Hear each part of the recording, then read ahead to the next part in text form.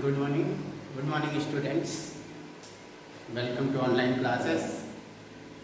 Class 11th students के लिए ये क्लास है. हम लोग बात कर रहे थे बिजनेस स्टडीज में. इसके पहले वीडियोस पढ़ा था. आप लोग को 2-3 बातें बताई गई थी. सोल प्रोप्राइटरशिप क्या होता है और पार्टनरशिप के बारे में बात कर रहे थे. कुछ चीज़ें छूट गई थी, एक टॉपिक ला गया था, तो थोड़ा बात करें. हम लोग पढ़े थे टाइप्स ऑफ पार्टनरशिप, कितने टाइप्स के होते हैं. चैप्टर 2 पढ़ रहे हैं हम लोग. याद रहे ये बात कि चैप्टर 2 पढ़ रहे हैं हम लोग. इसमें बताया गया था कि जो पार्टनरशिप है वो कितने टाइप्स के होते हैं. तो मैंने बताया पार्टनरशिप एट विल होता है, इच्छा पर होता है पार्टनरशिप. जब भी पार्टनर्स चाहे 2 महीने पहले नोटिस देके वो फॉर्म से जा सकता है. 2 महीने पहले की नोटिस देके फॉर्म को छोड़ के जा सकता है. इसको बोलते हैं पार्टनरशिप एट विल. जब भी पार्टनर्स को लगे कि इस फॉर्म को हमको छोड़ देना चाहिए, 2 महीने पहले एक लिखित नोटिस दो फॉर्म को, पार्टनर्स को, अदर पार्टनर्स को, और फॉर्म छोड़ के तुम जा सकते हो. दूसरा बात हमने किया था, ये सब चीजें हमने बताई, पूरा एक्सप्लेन किया था उस क्लास में पिछले वाले. पर्टिकुलर पार्टनरशिप ये बताया गया कि एक काम करना है, एक ब्रिज बनाना है, फ्लाईओवर बनाना है हम लोग को. कहाँ? गोरखपुर में. एक फ्लाईओवर बनाना है तो 2 दोस्त मिलते हैं और आपस में बात करते हैं कि भाई चलो देखो ऐसा एक काम है कि चलो फ्लाईओवर बनाना है. मिल के दोनों लोग बनाते हैं और जब फ्लाईओवर खत्म होगा तो हम लोग का पार्टनरशिप क्या हो जाएगा? खत्म हो जाएगा. तो इसको बोलते हैं पर्टिकुलर. एक किसी पर्टिकुलर पर्पस के लिए जब बनाया जाता है तो उसको हम लोग पर्टिकुलर पार्टनरशिप बोलते हैं. फिर जनरल पार्टनरशिप की बात करें तो जनरल पार्टनरशिप जैसे जनरली पार्टनरशिप होती है उसी को हम बोलते हैं, जो हमेशा सबसे ज़्यादा एग्जिस्टेंस इसी का मिलता है. जनरल पार्टनरशिप जैसे सभी पार्टनर्स क्या होते हैं? अनलिमिटेड लायबिलिटी होती है. पार्टनर्स सभी ओनर होते हैं, सभी किसी पार्टनर को कोई निकाल नहीं. तो जनरली जो पार्टनरशिप होता है ये जनरल पार्टनरशिप के अंदर आता है. फिर लिमिटेड पार्टनरशिप क्या होता है? लिमिटेड लायबिलिटी पार्टनरशिप का मतलब होता है कि सभी लायबिलिटी, सभी पार्टनर्स की जो लायबिलिटी है वो लिमिटेड होगी. सिर्फ एक पार्टनर्स की लायबिलिटी उसमें अनलिमिटेड होगी. किसी एक पार्टनर्स की लायबिलिटी अनलिमिटेड, बाकी सभी पार्टनर्स की लायबिलिटी लिमिटेड. तो इसको हम लोग बोलते हैं लिमिटेड लायबिलिटी पार्टनरशिप. लेकिन बात ये है कि अब हमारे इंडिया के अंदर इस तरह के पार्टनरशिप को करने का कोई भी अनुमति नहीं है. मतलब अब हमारे यहाँ इस तरह के पार्टनरशिप ये लोग नहीं बना सकते हैं. रिस्ट्रिक्शन लगा दिया सरकार ने कि अनलिमिटेड पार्टनरशिप हमारे यहाँ नहीं बनाया जा सकता है. उसके लिए नया एक लिमिटेड लायबिलिटी पार्टनरशिप ही लाया गया, LLP आया. उसकी मैं बात कर दूंगा, थोड़ा बहुत है नहीं आपके चैप्टर में, लेकिन हम उसकी थोड़ी बात कर लेंगे कि LLP क्या है. LLP लाया गया मतलब लिमिटेड लायबिलिटी पार्टनरशिप, जिसमें सभी मेंबर्स की लायबिलिटी लिमिटेड होती है. लेकिन उसके लिए एक अलग से एक्ट ही ला दिया गया, LLP act 2008, limited liability partnership act 2008. उसके अंदर वो कंट्रोल होता है, वो पार्टनरशिप से बिल्कुल ही अलग उसका एक्ट है, तो वहाँ पे वो कंट्रोल होता है. लेकिन पार्टनरशिप नाम जुड़ा है तो इसलिए इसमें जोड़ के हम लोग को समझना होगा. अब ऐसा लिमिटेड पार्टनरशिप हमारे इंडिया में बनाना लीगल नहीं रह गया है, हट गया. बात करना था उसके बाद से पार्टनरशिप डीड की, यही से हम लोग को पढ़ना था. तो मैं बात जानता हूँ पार्टनरशिप डीड का मतलब होता है, partnership deed is the written agreement. Partnership deed क्या होता है? पार्टनरशिप डीड जो होता है वो एग्रीमेंट होता है, एग्रीमेंट बिटवीन पार्टनर्स. जो पार्टनर्स हैं उनके बीच का जो एग्रीमेंट होता है उसी को पार्टनरशिप डीड बोलते हैं. पार्टनरशिप एग्रीमेंट बोलते हैं जो समझौता होता है दोनों के बीच में, और जिस कागज पे उसको लिख दिया जाता है उस कागज को पार्टनरशिप डीड बोला जाता है. तो हम बोल सकते हैं डेफिनेशन में क्या? Partnership deed is the document containing all agreements in the paper is called partnership deed. मतलब जिस डॉक्यूमेंट्स में पार्टनर्स के सभी एग्रीमेंट के सभी पॉइंट्स को लिख दिया गया उसको हम लोग क्या बोलते हैं? उसको पार्टनरशिप डीड का नाम देते हैं. आप देखेंगे पार्टनरशिप डीड के अंदर क्या क्या आएगा, क्या क्या ये लोग एग्रीमेंट कर सकते हैं, जरा बताइएगा. अगर आप दोनों बिजनेस करते हैं, पार्टनरशिप बनाते हैं, तो क्या क्या बिजनेस कर सकते हैं, क्या क्या एग्रीमेंट कर सकते हैं। सबसे पहला बात तो पार्टनरशिप डीड में फर्म का नाम होगा, फर्म्स नेम होगा, क्या होगा, फर्म का नाम होगा। दूसरी बात पार्टनर्स का नाम होगा, पार्टनर्स का नाम होगा। अब चलिए तीसरी बात उठाइए, जो फर्म है फर्म्स का एड्रेस होगा, उसका बिजनेस करने का क्या है, ऑफिस कहाँ है, बिजनेस कहाँ है, सारे एड्रेस को मेंशन किया जाएगा। और किसके, चौथी बात पार्टनर्स का एड्रेस, पार्टनर्स एड्रेस, पार्टनर्स का जो है एड्रेस, यानी पहली बात फर्म का नेम, पार्टनर्स का नेम, फर्म का एड्रेस, पार्टनर्स का एड्रेस। उसके बाद पांचवी बात की जाएगी प्रॉफिट शेयरिंग रेशियो क्या होगा, प्रॉफिट शेयरिंग रेशियो, प्रॉफिट कमा लेंगे तो किस रेशियो में बांटेंगे इसको। छठी बात करेंगे हम लोग, पीएसआर जब बढ़ जाएगा कैपिटल कंट्रीब्यूशन बताया जाएगा, कैपिटल कंट्रीब्यूशन कि कितना कितना कैपिटल ये लोग लगाएंगे। सातवीं बात बताई जाएगी क्या, कि कौन बिजनेस को करेगा या कौन बिजनेस से दूर रहेगा।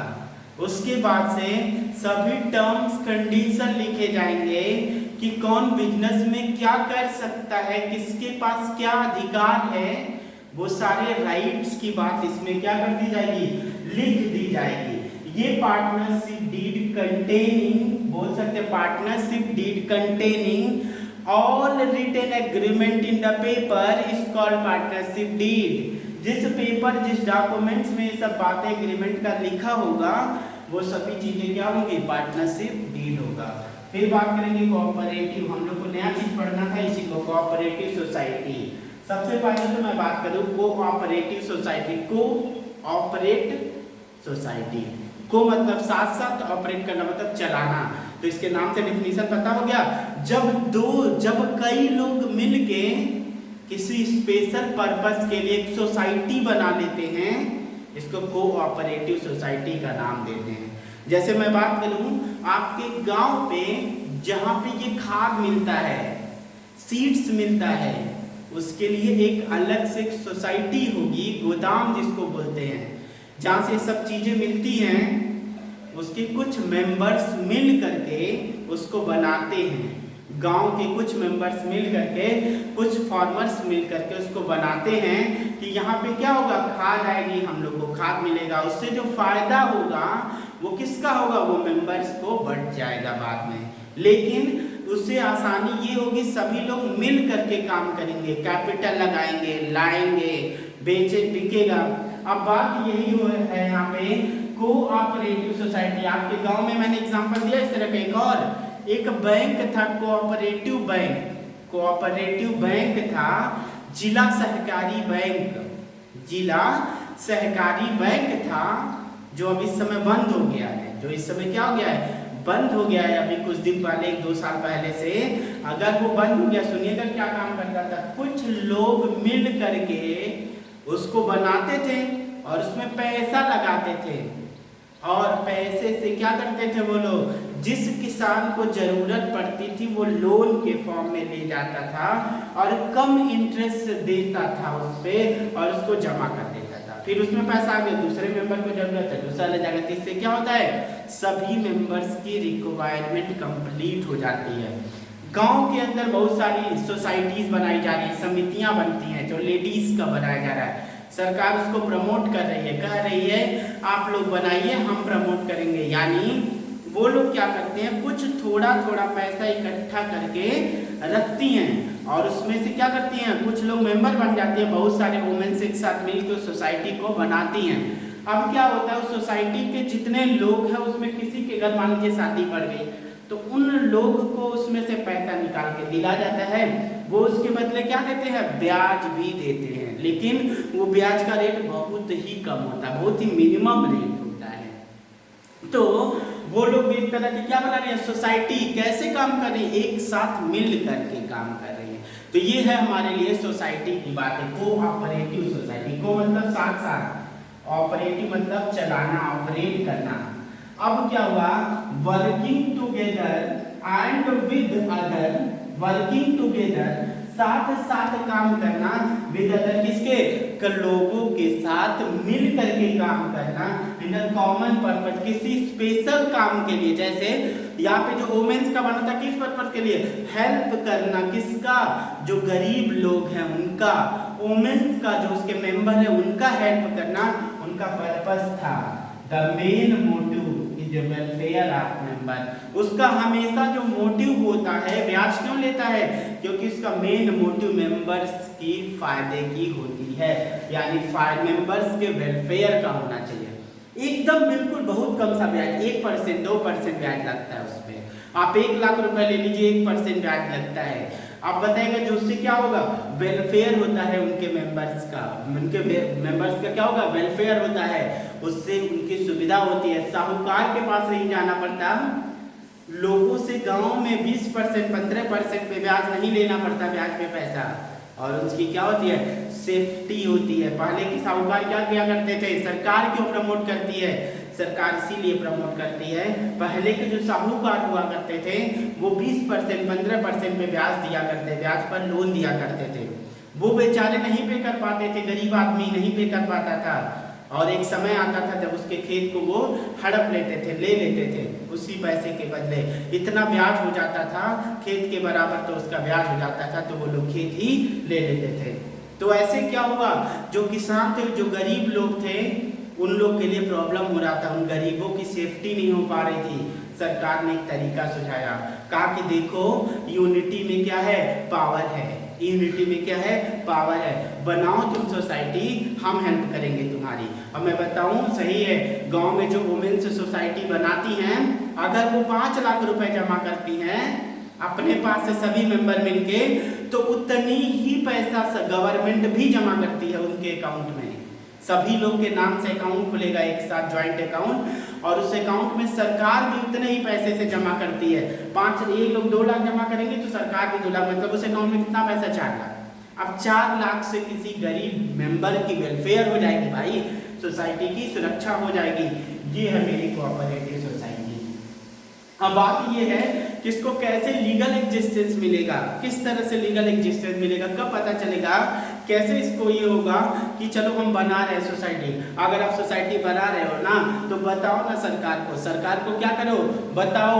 सरकार उनके लिए क्या बनाती है, एक्ट ही बना रखी है, कोऑपरेटिव सोसाइटी एक्ट 1912 में ही बना दिया गया था कोऑपरेटिव सोसाइटी। किसके लिए, फार्मर्स के लिए, गरीब किसानों के लिए, गरीब लोगों के लिए ही, डेवलपमेंट वेलफेयर के लिए बना दिया गया था इसको, कोऑपरेटिव सोसाइटी। और ये कैसे कंट्रोल होता है, कोऑपरेटिव सोसाइटी एक्ट 1912 से। फिर हम लोग बात करेंगे नेक्स्ट में कि क्या क्या इसके फीचर्स हो सकते हैं, क्या क्या इसके फीचर्स हो सकते हैं। तो पहला है वॉलेंट्री मेंबरशिप। वॉलेंट्री मेंबरशिप होता है, इन लोग के बीच में क्या होता है, वॉलेंट्री मेंबरशिप होता है। और दूसरा होता है लीगल स्टेटस होता है। क्यों लीगल स्टेटस होता है, क्योंकि जब ये कंपनी कोऑपरेटिव सोसाइटी एक्ट 1912 में रजिस्टर्ड हो जाएंगे, तो इनको क्या हो जाएगी, लीगल स्टेटस बन जाएगा, उनका लीगल एग्जिस्टेंस हो जाएगा, तो लीगल स्टेटस हो जाता है इनका।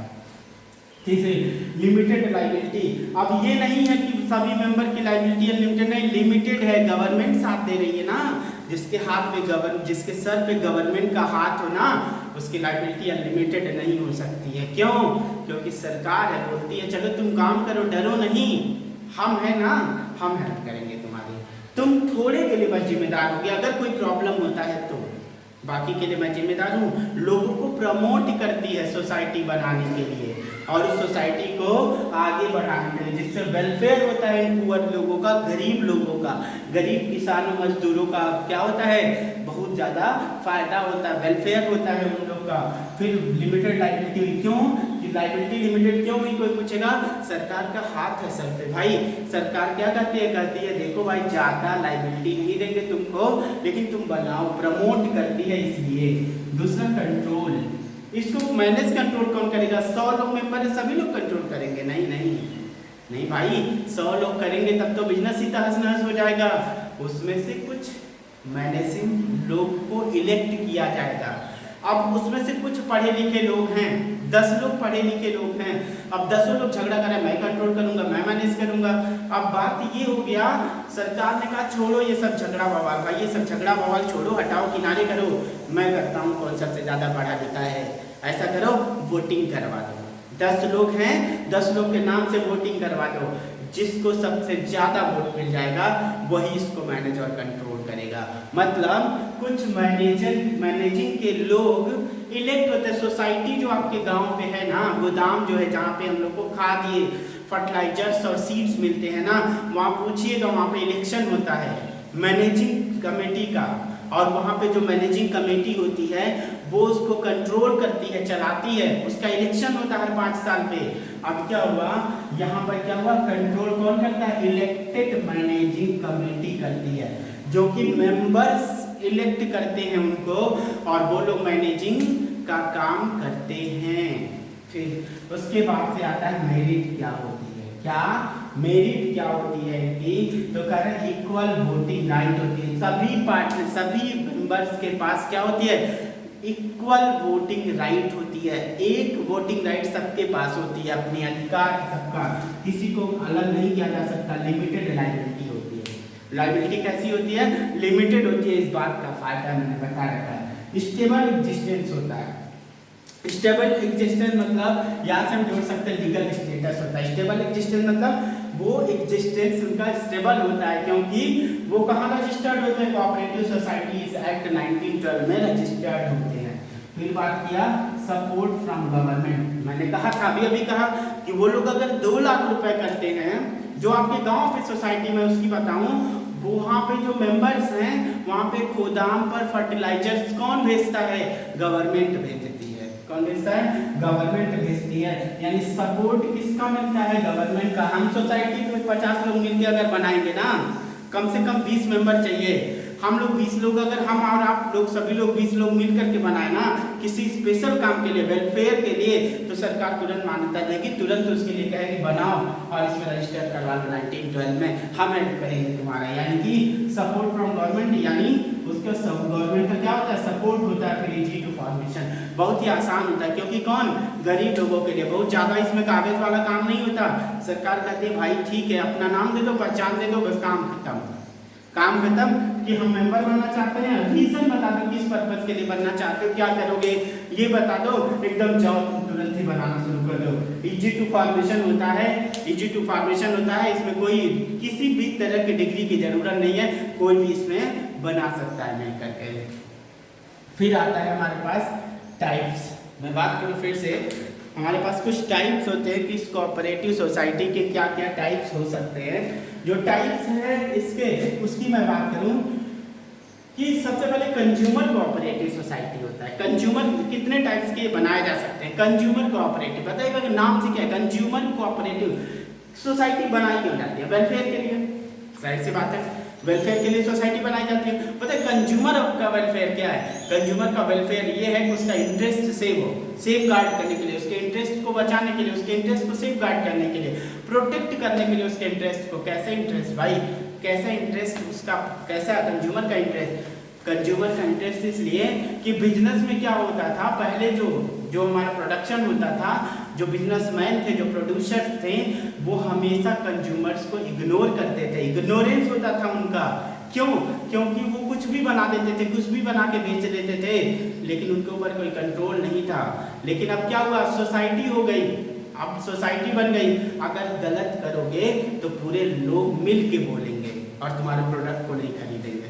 यानी अब कंज्यूमर क्या चाह रहा है, क्यों बना लिया, क्योंकि उसकी सेफगार्ड हो पाए, क्योंकि क्या हो पाए, सुरक्षा हो पाए। आप लोग स्कूल में पढ़ते हैं, मार झगड़ी कर लेते हैं कभी कभी बाहर, तो क्या बना लेते हैं, एक ग्रुप बना लेते हैं। किस बात के लिए ग्रुप बनाते, क्यों है जरा बताएगा, अपनी सेफगार्ड के लिए, अपनी सुरक्षा के लिए बनाते हैं कि जब अच्छे अच्छे ग्रुप होगी तो मारपीट होने पे आसानी से निपटा जा सकता है। तो ये ग्रुप था, ये ऐसे ही सोसाइटी है कंज्यूमर कोऑपरेटिव। ये आप बनाने के लिए सरकार नहीं बोलती है भाई, आप जो स्कूल के अंदर ये मार झगड़ा वाला बनाते हैं ना, ये सरकार अलाउ नहीं है, ये इलीगल है, इसको नहीं कर सकते, नहीं करना चाहिए, इसमें वेलफेयर नहीं है आपका, इसमें आपका वेलफेयर नहीं है, इसलिए ये इनलीगल है। इसका स्टेटस कैसा है? लीगल नहीं है। फिर ये है कंज्यूमर्स की सोसाइटी क्यों बनाई जाती है? कंज्यूमर्स के राइट्स को प्रोटेक्ट करने के लिए कंज्यूमर्स सोसाइटी बनाई जाती है। दूसरी बात, प्रोड्यूसर्स, जरा बताइएगा, बिजनेस के अंदर बहुत छोटे छोटे भी प्रोड्यूसर्स हैं, बड़े बड़े भी प्रोड्यूसर्स हैं। अब क्या होता है, जो बड़े प्रोड्यूसर्स होते हैं जो डोमिनेट करते हैं स्मॉल को दबाने की कोशिश करते हैं। वो अपने प्रोडक्ट्स को इतने सस्ते, इतने अच्छी क्वालिटी में ला देंगे, छोटा प्रोड्यूसर मेरा बेचारा दबा कुचला रह जाता है। आप देखते होंगे ऐसा, छोटे छोटे बिजनेसमैन बेचारे क्या होते हैं, धीरे धीरे समाप्त हो जाता है, उनका क्या एग्जिस्टेंस ही खत्म हो जाती है। क्यों? क्योंकि बड़े बड़े बिजनेसमैन, जैसे छोटी छोटी दुकान आज देख लीजिए, आज के समय में क्या है, आज के समय में बड़े बड़े बिग बाजार, सिटी मॉल्स, इस तरह मॉल्स खुल रहे हैं, जिसकी वजह से जो गुमटी में सामान मिलता था, जो हम लोग को छोटे छोटे दुकानों पे सामान मिलता था, वो दुकान वाले बेचारे धीरे धीरे खत्म होते जा रहे हैं। क्यों? क्योंकि उनका इसी के लिए इस सोसाइटी को बनाया गया, प्रोड्यूसर्स सोसाइटी, कोऑपरेटिव सोसाइटी। वो छोटे छोटे बिजनेसमैन को क्या कर रही थी? सिक्योरिटी देती है, प्रोटेक्ट करती है कि छोटा बिजनेसमैन कहीं ऐसा ना हो कि बिजनेस मार्केट से क्या हो, बाहर हो जाए। तीसरी बात, marketing cooperative society. Marketing cooperative society इसलिए बनती है कि सबको बेचने का अधिकार हो, सबको क्या हो। अब बहुत बड़ा बिजनेसमैन है, वो छोटे वाले बिजनेसमैन कहता भाग जाओ यहाँ से, नहीं तो बहुत मार मारेंगे। फिर ऐसा अगर बोल देता है, जरा पता है सही होगा क्या? ये इलीगल है, ये सही नहीं है। अब उनकी रक्षा के लिए कौन आएगा? वो छोटे छोटे बिजनेस जो सोसाइटीज होंगे, जो छोटे छोटे सेलर होंगे, वो आएंगे, कहेंगे कैसे आप भगा देंगे, हम लोग एक है, यूनिटी है। यूनिटी में क्या है? पावर है। यूनिटी में क्या है? ताकत है। हम लोग नहीं जाएंगे। मार्केटिंग सोसाइटी, कोऑपरेटिव सोसाइटी इसलिए बनाया जाता है कि छोटा बिजनेसमैन भी अपने गुड्स को उस मार्केट के अंदर बेच पाए, इसलिए हम लोग मार्केटिंग सोसाइटी को बना देते हैं। फार्मर्स के लिए मैंने आपके घर पे बताया, आपके घर पे फर्टिलाइजर्स और सीड आपके गांव पे मिलता है, जो सोसाइटी होती है, वो सोसाइटी जो बनाई जाती है फार्मर्स सोसाइटी, यानी फार्मर्स के वेलफेयर के लिए जो बनाई जाती है वो हमारे फार्मर सोसाइटी, जहाँ पे ये सीड्स, ये सब चीज़ें मिल जाती हैं, सस्ते लोन मिल जाते हैं, खाद उनको मिल जाती है, किस पे? लोन देते हैं, फाइनेंस कर देती है सरकार, सस्ते उधार दे देती है, जाओ खेत में डालो खाद, उगाओ फसल, जब फसल हो जाएगा तब पैसा चुकाना। तो ये फार्मर्स के लिए बनाया गया। क्रेडिट कोऑपरेटिव सोसाइटी, बताएगा क्रेडिट कोऑपरेटिव सोसाइटी में क्या मैंने कहा ना, फार्मर्स की सेफगार्ड के लिए, सुरक्षा के लिए वो जो सीड्स मिलता है। अब क्रेडिट पे, अब किसानों को उधार चाहिए होता है भाई, जब फसल होगी तभी वो पैसे को दे पाएगा। तो फसल से सरकार कहती है बनाओ ना इस तरह की सोसाइटी, तो उन लोगों को क्रेडिट सोसाइटी बनाई जाती है। वो लोग जाते हैं बैंक, एक सोसाइटी बनाते हैं, वहाँ पे वो लोग खेती करते हैं, पूरा फसल उगाते हैं, जब फसल हो जाता है, पक जाता है, कट जाता है, वो लोग बेचते हैं और उस पैसे को चुका देते हैं इस सोसाइटी को। तो क्रेडिट कोऑपरेटिव सोसाइटी क्या करती है? जो फार्मर्स होते हैं उनको क्रेडिट प्रोवाइड करती है, उधार प्रोवाइड करती है। फिर बात है हाउसिंग सोसाइटी। आप देखते होंगे बहुत बड़े बड़े गोरखपुर में हाउसिंग सोसाइटीज दिखते हैं आपको, बहुत बड़े बड़े अपार्टमेंट्स दिखते हैं, वो सब हाउसिंग सोसाइटी है। क्या है? बड़े बड़े हाउसिंग सोसाइटी है। एक सोसाइटी में रहते हैं तो क्या है? सबका वेलफेयर होता है। आप देखते होंगे बहुत बड़ी बड़ी सोसाइटीज बनी हुई है, गोरखपुर में भी क्या हो रहा है? डेवलप हो रहा है सोसाइटीज का कॉन्सेप्ट, बहुत बड़े बड़े सोसाइटीज भी बन रहे हैं, बड़े बड़े बिल्डिंग अपार्टमेंट बन रहे हैं, सब में क्या कई फैमिली एक साथ रहती है। अब कुछ हो सारे सोसाइटी के लोग क्या हो जाते हैं? एक हो जाते हैं। तो इसमें क्या होता है? हाउसिंग सोसाइटी होती है इन लोग की, घर की जो सोसाइटी, ये सब सोसाइटी। ये हम लोग कोऑपरेटिव सोसाइटी के बारे में पढ़े, हम लोग इतनी बातें पढ़े, ये सबसे इम्पॉर्टेंट है। इसको बनाने के लिए मिनिमम 20 मेंबर्स की रिक्वायरमेंट होती है। मैं इतना बता दे रहा हूँ, बाकी बस सब और कुछ नहीं है। ये सारी चीज़ें आप लोग को पढ़ लेनी, ये आपको नोट्स में भेजा जा चुका है, आप उसमें से पढ़िएगा, बस यहाँ समझाना मेरा काम था, तो इसको समझा दिया। नेक्स्ट जो है, अब आप लोग को नेक्स्ट मैं पढ़ाऊंगा जॉइंट स्टॉक कंपनी के बारे में। जो कंपनियां चल रही हैं हमारे यहाँ, सारी कंपनियां जॉइंट स्टॉक कंपनियां हैं, उनके बारे में हम लोग डिस्कस करेंगे नेक्स्ट वाले लेक्चर में।